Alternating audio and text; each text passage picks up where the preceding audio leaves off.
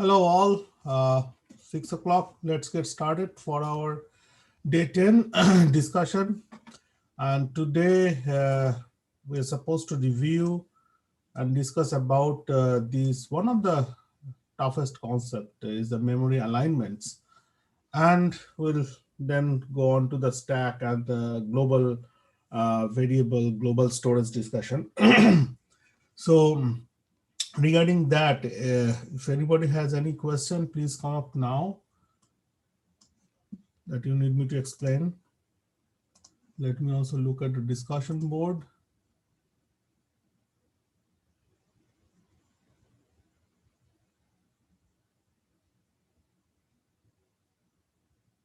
No, there is no question on the discussion board.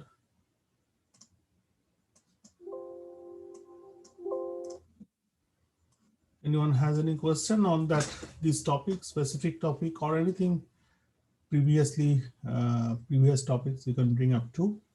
I don't know if this is directly related to what we discussed in the lecture, but is there a reason why the Mips processor is bi-addressable while the memory is word addressable? Like, wouldn't it be better to have both like the same addressable?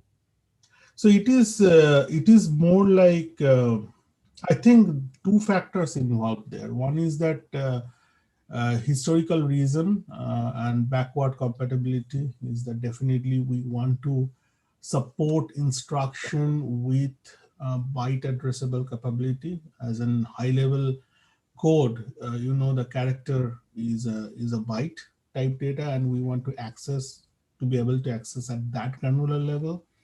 So that's another reason basically to support these alignment things. And when we computer started, memory was also 8-bit, like it was very old technologies, and processors also 8-bit, so everything fit aside, and then they start evolving on top of one another. But every time the target is to maintain this backward compatibility of the data type and everything, and that's why we want to get into that feature of having this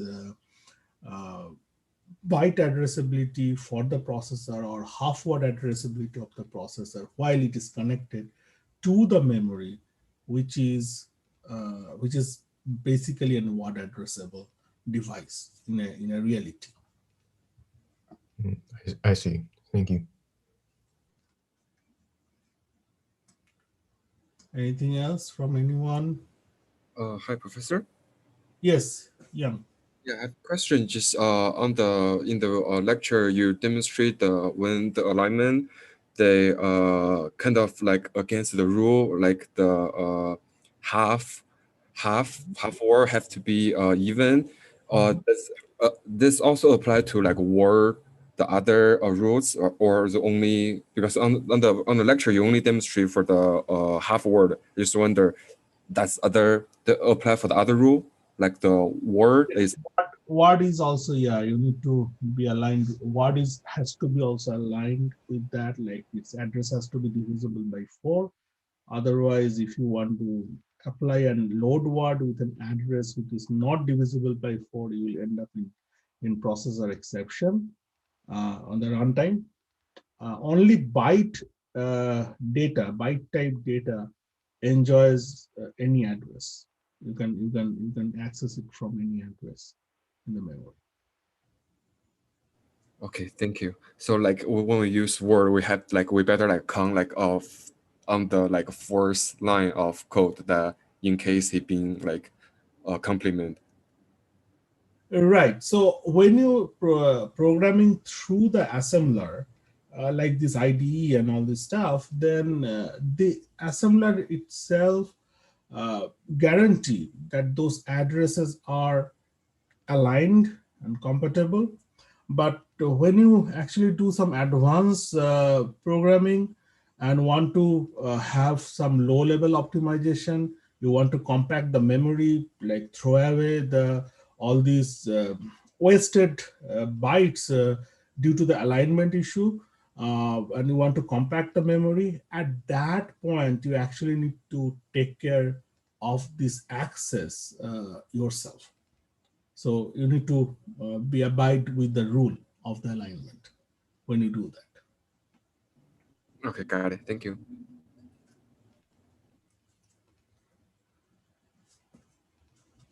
Okay, what else? No, nothing from anyone? Okay, then let's see. Why don't I see how much you got it? Is there Hertz seeing? Hertz Milan seeing? See. Nope, he is not present today. Okay, that's fine. How about Mr. Dillon, Pravjit Dillon?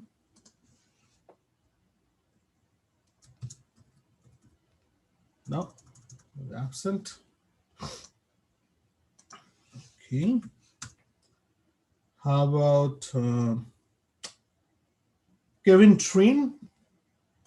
Are you there? Yep, Kevin.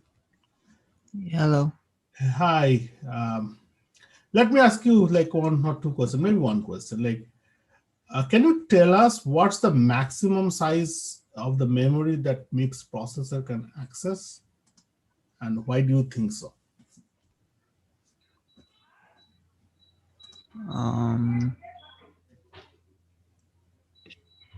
Any I'm not guess? sure. Any guess? Any 32. 32 what?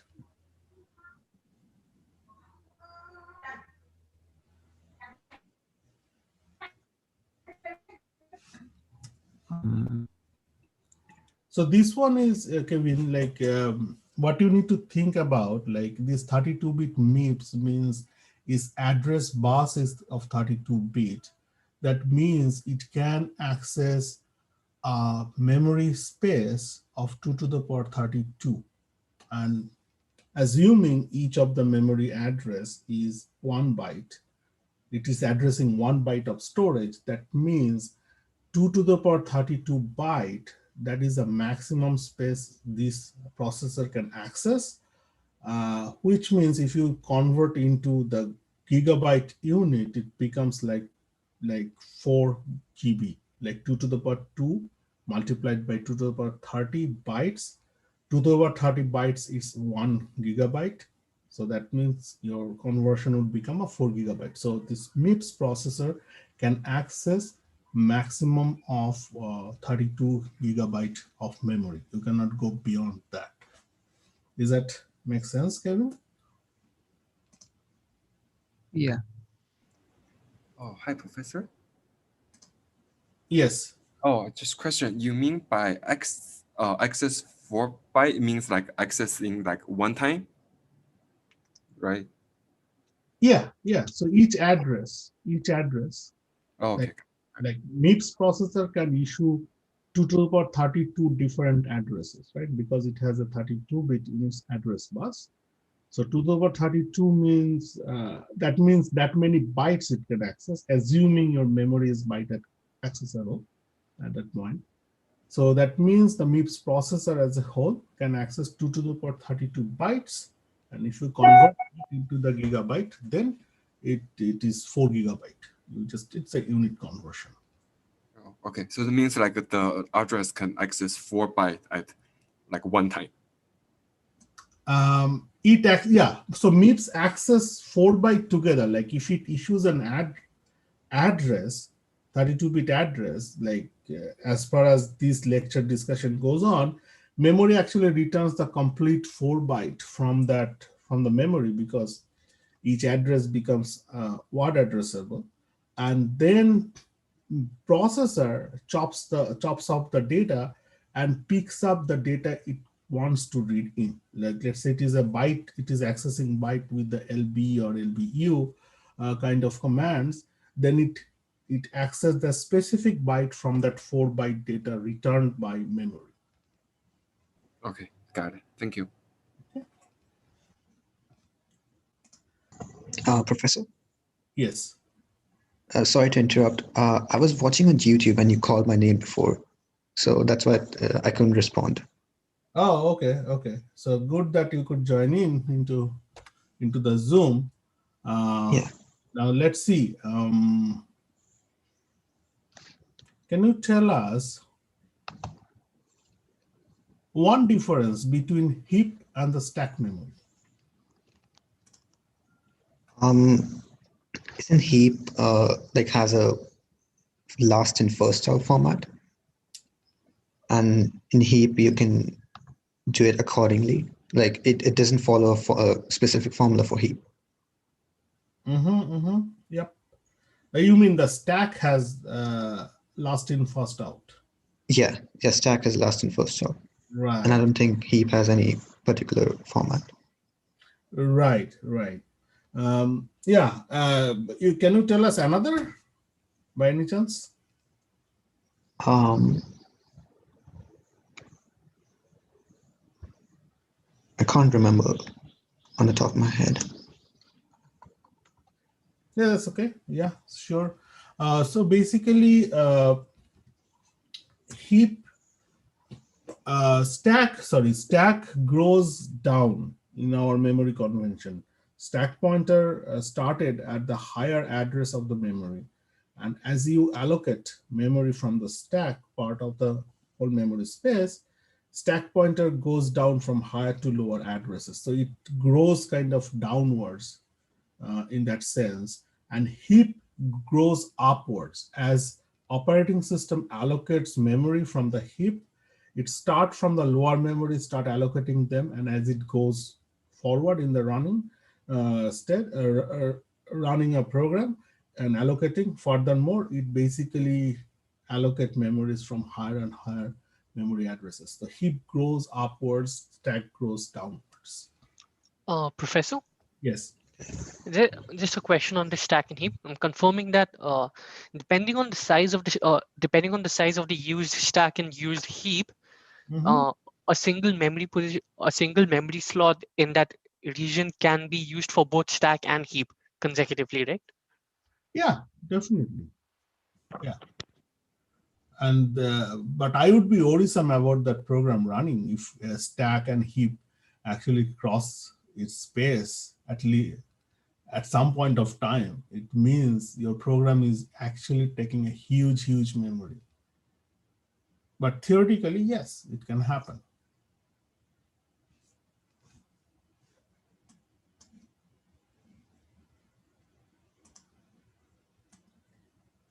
All right.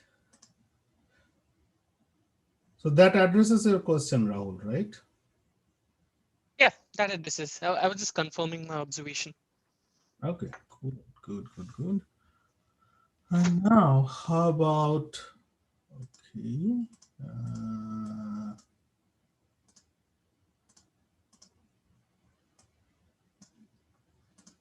Christopher Jacob, are you there?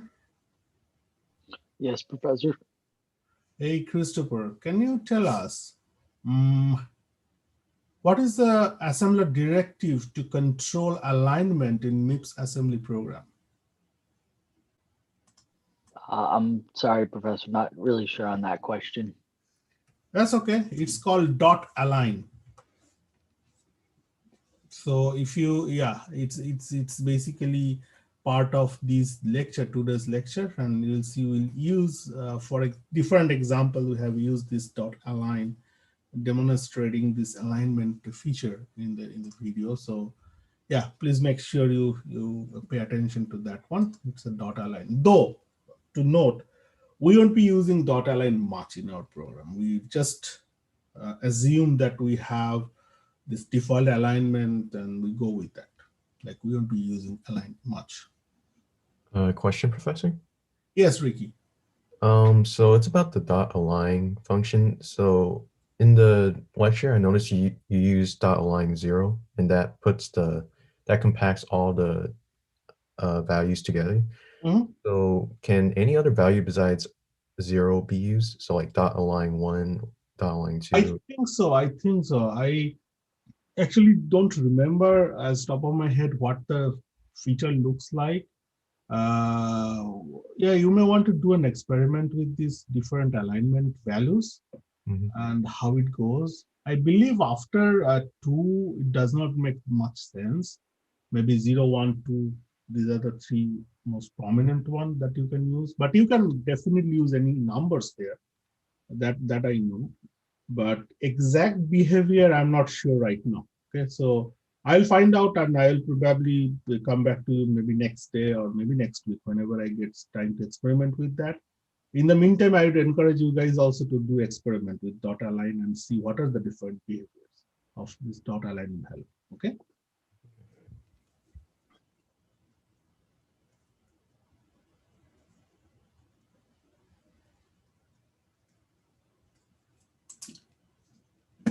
All right. Is there Chien Hui Su? Yes, Professor.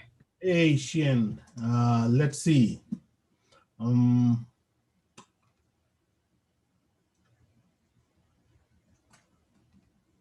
let's see if you can share something about,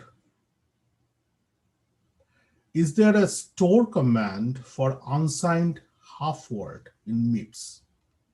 If yes, why? If no, why not? Sorry, Professor, I don't know the answer yet. Okay. Yeah. The answer is no. There is no such command to store unsigned half word. There is command to store half word, sh. Because the reason why it doesn't have, unlike the load command, load has an LH, which is load half word, and LHU, which is load half word unsigned. But store has only store half word, but no store half word unsigned. The reason being, while storing some register into the memory, it really doesn't matter what is the sign convention or value interpretation on the bit pattern. We just uh, want to store some bit pattern from the register into the memory, and it doesn't matter whether it is signed value or unsigned value. The signedness or the signed value, unsigned value comes into the picture when that set of bit pattern being used and being interpreted by an instruction, by the program. For example, like when we are using a register value with respect to add instruction, for example, that inherently we are assuming the register bit patterns will be treated as a signed value. On the other hand, if the same register, same bit pattern is used in an instruction add u, add unsigned, then we are inherently assuming that bit pattern is belongs, or we need to use a value corresponding, unsigned value corresponding to the bit pattern. So essentially, bit pattern by itself doesn't carry any signedness or unsignedness or anything like that. It is just a bunch of bits. It's only up to the software program to give a meaning to those bit pattern, whether it is a signed value, unsigned value, etc. And that's why during the load of the data from the memory with the half word or the byte, we need to consider this signedness, how we want to use that bit pattern, whether we want to use that as a signed value or unsigned value. And that's why it is important to have load instruction to separate out unsigned load and signed load, versus when we are storing it, it really doesn't matter. We just send there those set of bits, pattern of bits into the memory.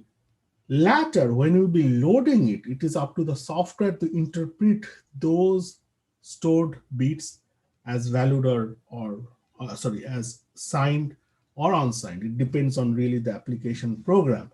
So that's why store does not have any unsigned counterpart. It's always like store word, store half word, store byte, right? whereas load has unsigned counterpart. It is load word, load half word or LH, load half word unsigned, which is LHU, load byte LB instruction, and load byte unsigned LBU. So load has all the variants of the loading of the value for with respect to signedness of the value itself. Does that make sense? Yes. Okay. All right. Professor, Yes. this explanation has confused me a little. So just a few clarifications. Mhm. When the load commands are putting bit patterns into the register, correct? You're right. So load sorry, wait a second. Load unsigned the maximum integer value, and load signed -1. They'll both load the same bit pattern into the register slot, correct? Come again. Sorry, can you repeat your question? Yes. So load unsigned 2 to the power 8. No, 32. No, wait. Load unsigned the maximum value that can be loaded, and load signed -1. They will both put the same bit pattern into the register file, correct? Yes, but point is that you are using the load not in a right way, because the load command itself, it is not, you cannot tie up a value with that. You need to specify a memory address. This. So you need So to load command that, hey, load the bit pattern from this memory address. Okay. So, and at that time, you, for a non-word type like half word or byte, at that point of time you need to specify whether you want to load that bit pattern as a signed bit pattern or an unsigned bit pattern. and the difference is how the half word or word is extended. That's when Exactly. I You're see. right on the Okay. point. So the load signed and unsigned doesn't really matter when we're talking about word or 32 bits. So word signed, Right. unsigned doesn't matter when talking about word. It only matters when talking about half word. Half word or a byte, because Half ultimately word or the byte. register is 32-bit and you are loading a byte into the register. So depending on whether you are loading it as a unsigned and Signed. loading it as a signed, depending on that, the extension of that 8-bit into the 32-bit would depend. One way it would become a 0 extension if you are loading it as a signed value. Unsigned, right? Sorry, unsigned value, and it will be a signed extension if you are loading it as a signed value. I see. Okay. That clears up. The signed, unsigned only matters when we're loading less than 32 bits. Right. And also similar logic, it doesn't matter when you are storing it. Like storing from a 32-bit, you are storing, let's say, 8-bit out of it. Okay, you store it. Like it doesn't carry a meaning of the sign at that point of time. You want to store that bit pattern, just that's it.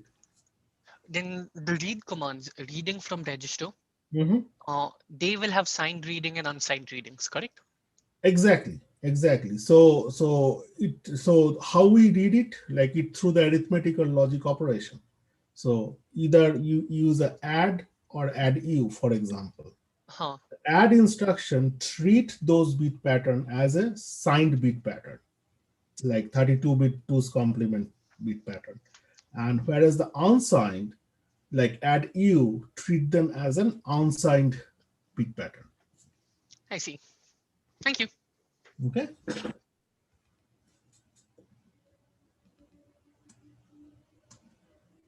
All right. Can I confirm something real quick? Yes. I was curious. I don't think I quite caught it, but you said that when loading 32-bit items, it doesn't matter whether it's signed or unsigned. Why was that? No, while storing it, not loading. Oh, storing. Never mind. Yeah, I know why storing that. Okay. Yeah. So on the loading side, you are clear, right? Or you want? Yeah. Thank you. Okay.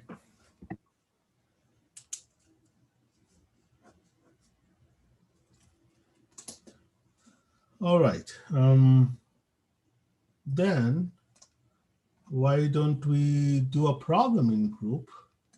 Let's see.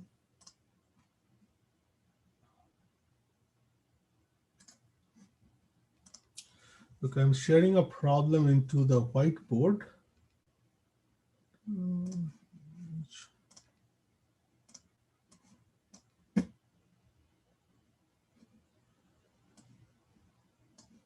Okay, so we need to determine the symbol table of these specific code.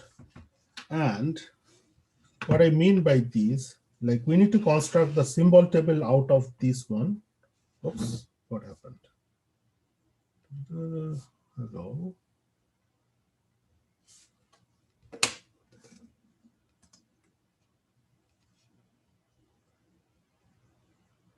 Okay. So, where are we? So what we need to construct a symbol table, and symbol table contains, we know, the label names and address. And of course, we need to put some explanation. That's for exam purpose, explain. But we'll be doing that explanation verbally, okay? So mainly we need to fill out this table, like the pass one of the assembling process, right? This is a symbol table. And how many levels we have? We have main, we have L1, we have L2, we have str1. So data are also labeled. These are also labels, okay? So str1, var1, str2, var2, str3, var3.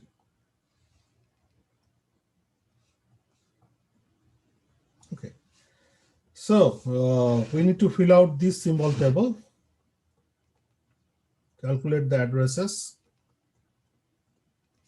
and come up with the solution as a group. So let's now open up the group. Oh, I did not turn on the recording. Okay, fine. YouTube is recording anyway. So let me do the breakout room. Hey, some study group has one person in it. Okay, I'll move them together. Get two of them. Okay. All right, let's spend like maybe 15 minutes about this one on this problem as a group and come up with a solution. Okay, so I'm opening the room for all, and here it go.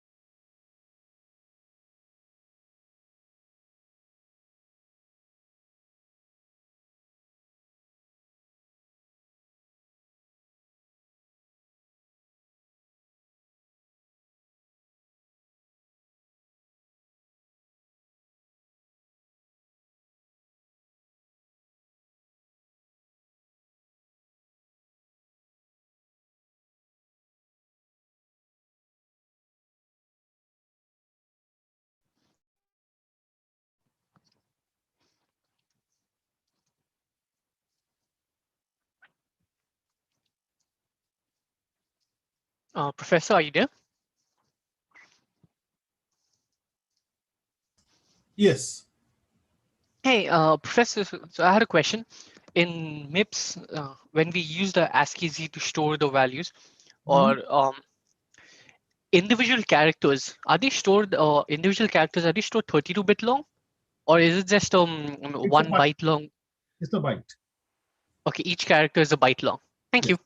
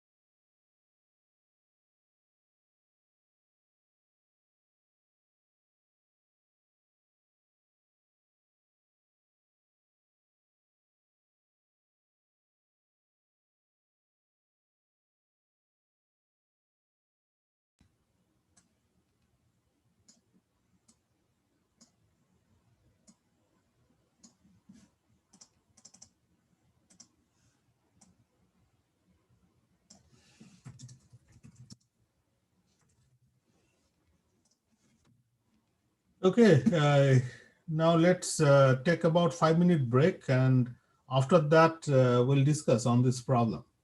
Okay.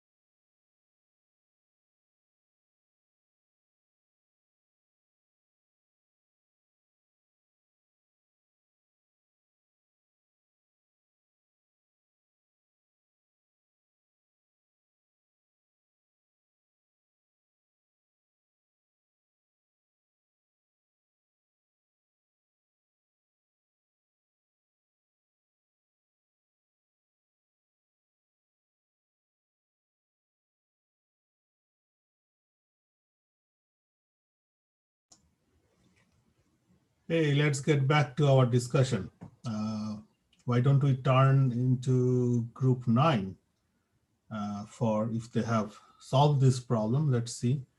Chengwei Jiang, Chen Su, Chen Hui Su, Quillian Nguyen, Quinron Nguyen, those group SG9. Do you want to share your thought process?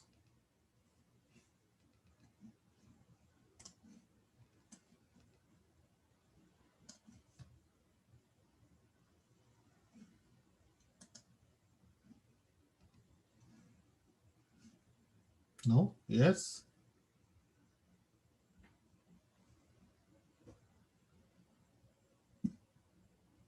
Study group 9.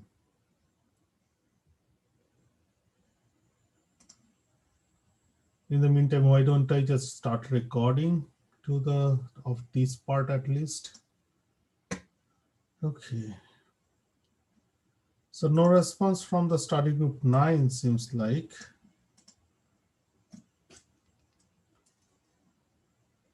How about, let's see.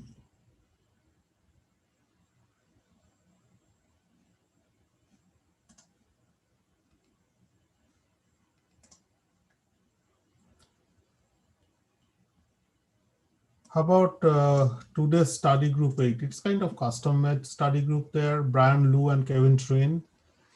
Anyone of you want to share? Yeah, I did my best to attempt the problem. I guess a visual representation might be. Yeah, I have opened the share screen option. If you want to share on the screen, you can do so. Yeah, let me see if I can wrap my head around it. So what I figured out is so far is that like I think .text starts with 4.data. Mm-hmm. So the text would be here. We'd have the address of 0000460. Then here we would have like .data. Okay. 100. And then in like these labels, we have like .main, Mm-hmm. .l1, .2, and then past data we have. Okay. Mm-hmm. Right, str1, var1. So the problem, I didn't completely understand where the addresses from text.text was. I do think main starts here, so it would start at 0. Right. Mm-hmm. String 1 should start here. Mm-hmm. var1 is a full word, so it would have to be in the address divisible by 4. Right. I think each character in ASCII Z is 1 byte, so the minimum address we'd start at would be at 00010005, and the next address we can go to for var1 would be 00010008. Okay. And then I think string 2 starts at 9. I'm not completely sure the properties of ASCII and ASCII Z, so. So ASCII and ASCII Z, they are basically equivalent to a byte placement. Like you can imagine they are dot byte. So they can start from any address. So we place in the next address of 0 to 9. Okay, all right. And then we'd have another 5 bytes. Mm-hmm. Yeah, but here is the problem, right, Brian? So you start from an address 8, and which is a word, which is 4 byte. Yes. You need to occupy 4 byte, and after that str2 will start. But according to you, it's 9 is 1 byte. It's not housing 4 byte there. Yeah, so we'd be at 12, I think? Yeah, 12, and you need to change it to hex. Yeah, so we'd be at, I think, C. 12 is C, yeah. Yeah. So That'd be another 5, so we'd be at like 17. Okay. 17 you need to convert to the hex, which is Not 1, so 2. good at counting, but we'd be at like, so str, or we'd be at part 2, which is a half word. Right. So we'd be start at 18. 18, right. Why? Because it needs to be divisible. Half words need to be addresses divisible by 2. Right, right. I don't completely remember how to write 18 in hex. I think it was like F1, F. No, not really. It is 1. Oh, so it'd be 1, 1. Yeah, 1. So 1, 2. Like 1, 1 is a even an odd number. Oh, because we were 18, yeah. So 1, yeah, 16 plus 2, 18. Okay. And then we'd have str3. So the half word took 2 bytes, 2 addresses. So we'd be at 20 now. Right. Since we're with AXPZ, I think we can just put this at 20. Okay, all right. Yeah, I think you guys are okay with the approach. Maybe the detailed calculation was a little bit wrong. You may want to use your calculator, which has a hex calculation in it. And yeah, an exam calculator is accepted. And yeah, you can try the hexadecimal computation on calculator. Okay, so that's allowed. So why don't I just try to solve for everyone else and try to see if you agree with that part, okay? All right, so let me share my whiteboard.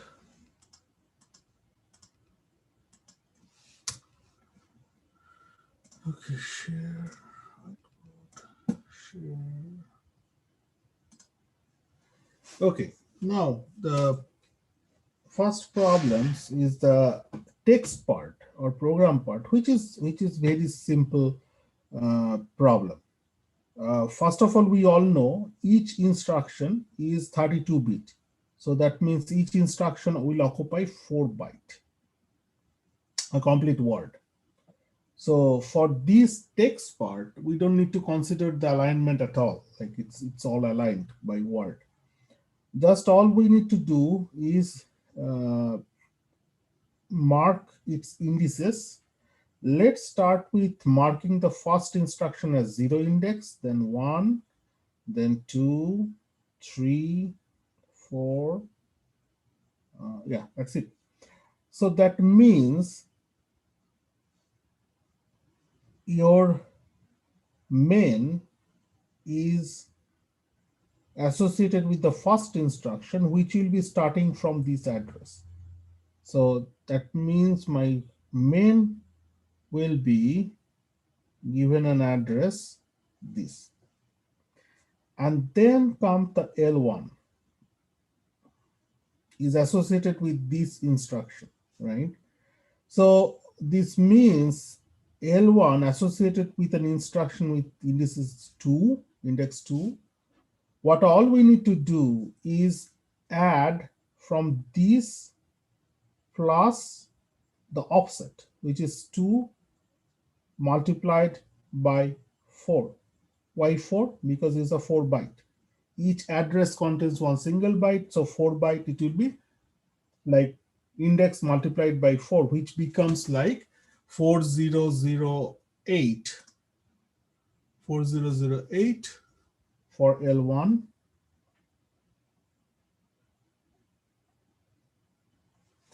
And for L2, similarly, it is associated with this instruction, which is at index 4. So 4 multiplied by 4, 16. 16 is 10.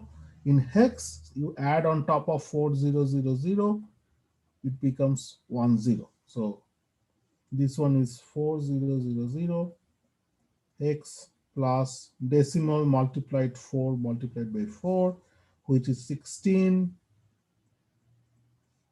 16 in decimal, which is 1 in hexadecimal, 10 in hexadecimal, 010. So that's what the answer is. Now the trick on the data part.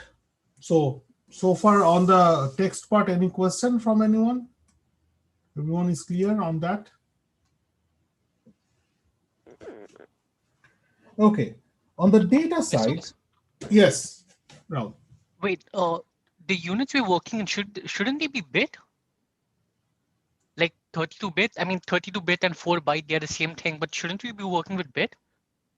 For the instruction, no, it doesn't matter because every instruction is 4 byte. Yeah, every instruction is 4 byte. So then address and memory model is the byte addressable. So we don't need to go till the bit of. Oh, okay. That's Yeah. my bad.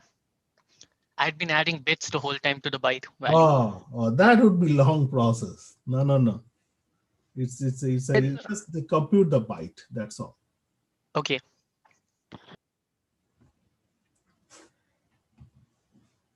All right.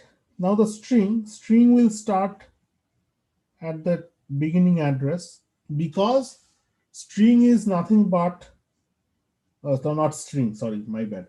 str1 is followed with is associating with ASCII Z, which is equivalent to dot byte. It is internally it is a dot byte data type, which is a byte type, and it can start from any address.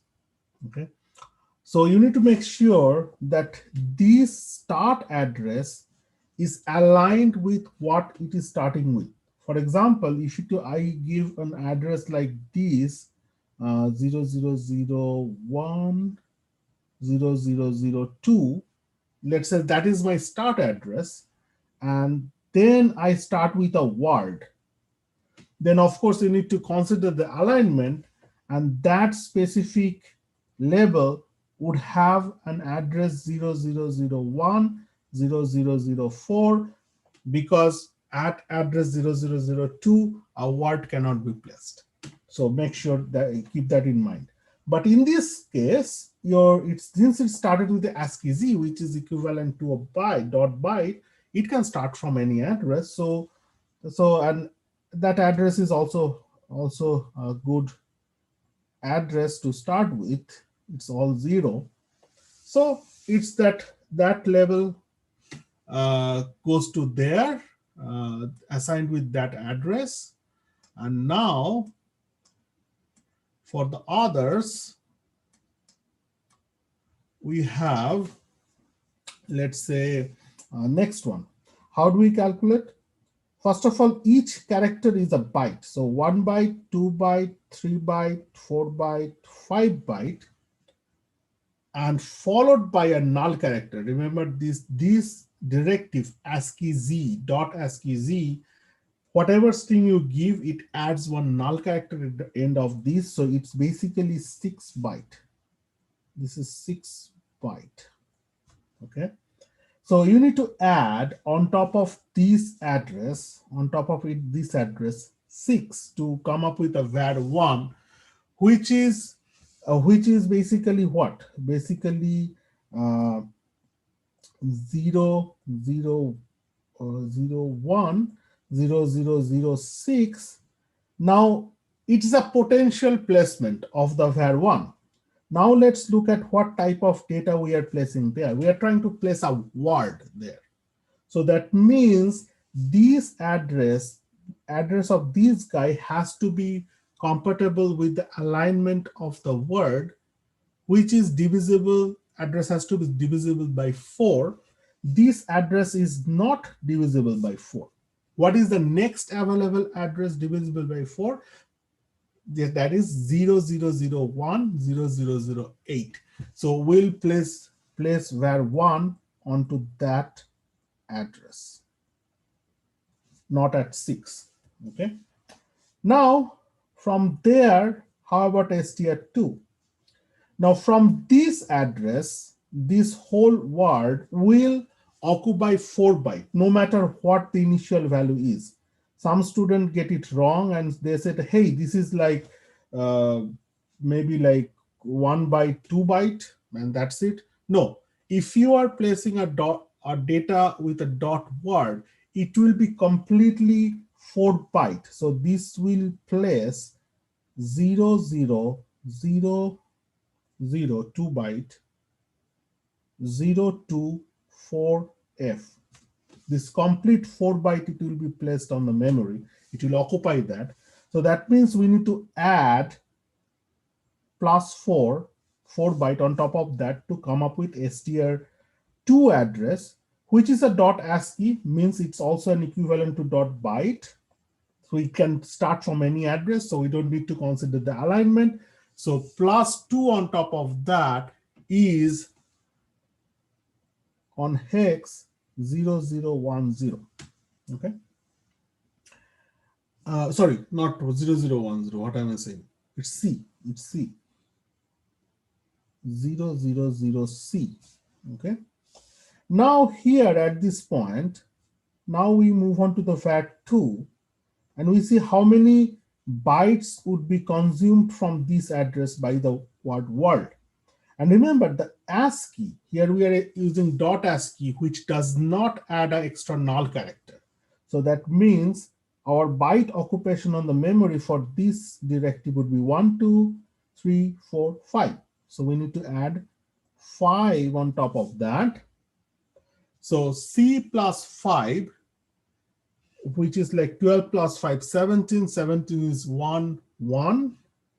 But 17, okay, so your VAT2 will be starting from an address 17, but it is storing a half word. That means address has to be divisible by 2. So we'll bump up that number to the next even address, which is 18.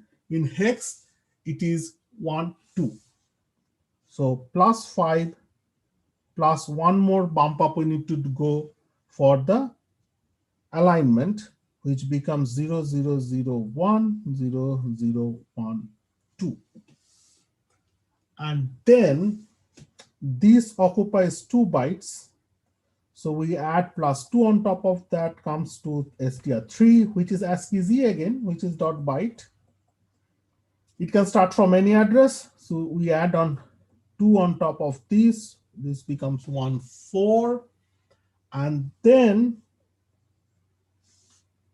we calculate how many bytes. It is 3 byte, like 1, 2 byte and an extra 0 because of this ASCII Z is extra null character. So this 3 bytes. So plus 3. So it becomes 17.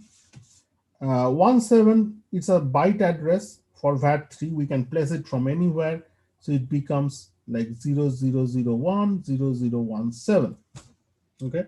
Now, if it was instead of byte, if it was a dot word, instead of this, if it was a dot word, then we would have to come up with the next available address, which is divisible by 4.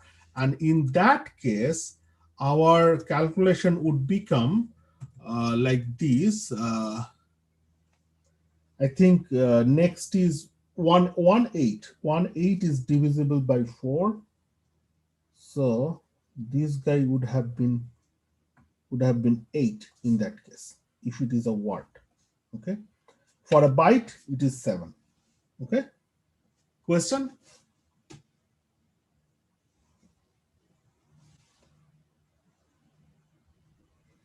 Just not to confuse, I'm just reverting back to 7 for the byte answer.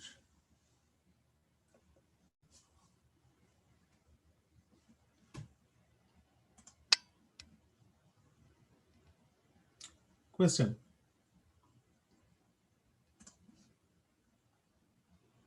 Okay, if not a question, then let's see what's coming up in the next day. I think we are done with the module 3. And we'll be moving into the module 4. So please go and make sure that you review the video for the module 4.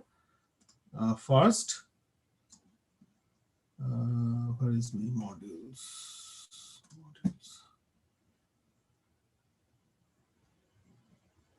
Okay, so now module 3 is done. Module 4 is more like the basic building blocks and programming paradigm, programming structure, understanding how to write a code into the assembly program. That's the main goal here in this module.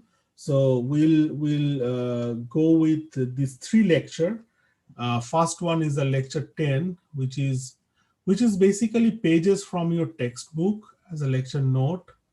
So we'll review different addressing mode. We understand them, what are they, and then some of these like these directives, and we go with the different instruction. It's just to make sure you know what to look for if you want to study what instruction Mips has and what you can use in your software and what they mean.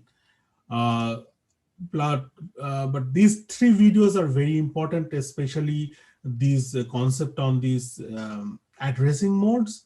That is very, very important. Okay, so please make sure you actually go through them, go through this one in details, and of course you need to go through the other part as well to understand all these different directives and different instruction, arithmetic and logical instruction Mips provides you. But concept-wise, the part 1 is very important. Please make sure you understand that part. Okay. Now,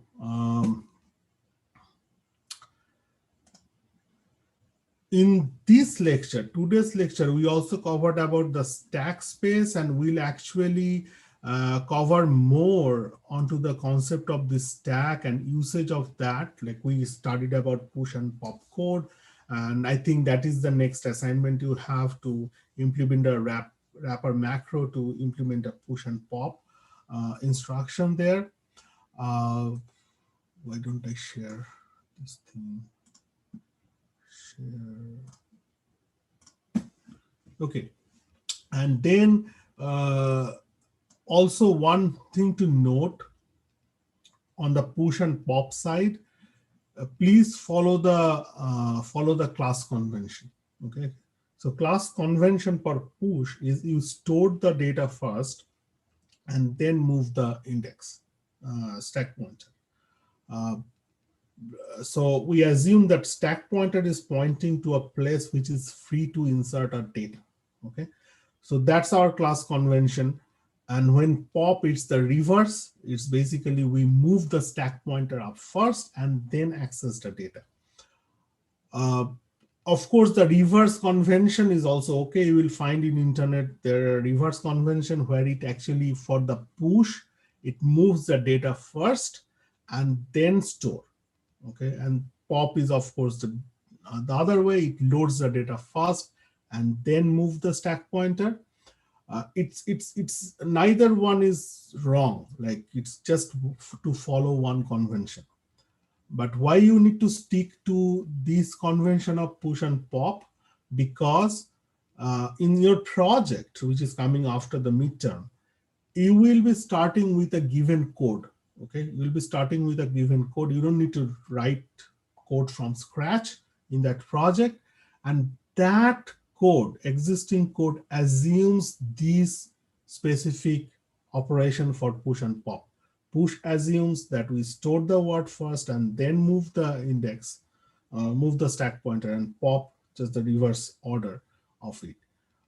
So if you go with other convention of the push and pop code, you may find surprise in running your project successfully. So make sure you stick with the class convention of the push and pop. Next one is this concept of the global and local variable. Remember, we are talking about the external and global space where Mars is different from what Mips suggests. Mars assumes that with the GP global pointer, the entire 64 kilobyte space can be accessed without moving the GP. Last day's discussion we had. That extern is basically the way to define a variable or label which within that address range. What I mean is something like this. If you program in a Mars, let's say, let me share my Mars screen. I have a 1 minute, so yeah, I think that's enough. So I have this external global variable and other variable as well. So if I assemble this, you see that this one, your global variable, is basically given another separate symbol table for Mars interface, but it started from address 1000 and it goes all the way till 1000FFFF, and the other variable, the static constant local variable, start from 10010000. So this is the way it defines the external like globally accessed extern. It can be referred by any other assembly program as it is through the global pointer register. And what the operation it does is basically dot extern followed by the name. This is a label name, so which goes into the symbol table with an associated address within the global address space that Mars defined. But that address space is uninitialized. Okay, it is just saying that reserve 4 byte for me. Okay, so anything after that, extern, let's say globe var 2 byte, I can assume that, and then you see the global var 2 is starting from 100004. So that is the meaning of this number, like how many bytes you want to reserve, where start of that address space will be can be referred through this label. So that's the external, and this is by default is a global. You can make other symbols also global. For example, you can make like global str2, which means that your str2 is still in the non-global space. str2 is, oh, str2 is right there. It's a global, it's a global symbol table, but its address is not in the global space. It's not something like 1000 and started from 6, but it is still in the 1001.000C, which is inside that local static constant data space. Okay, but it is marked as a global level so that it can be referred by the other program as well, but not straightforward through the $GP global pointer register. Okay, I think let's stop tonight, and if we have more question, please let me know next day or send me email or put it in the discussion. I'll be glad to discuss around more around this part. And remember, tonight there is one programming assignment to be submitted and one more coming up this Thursday. All right, good night, everyone.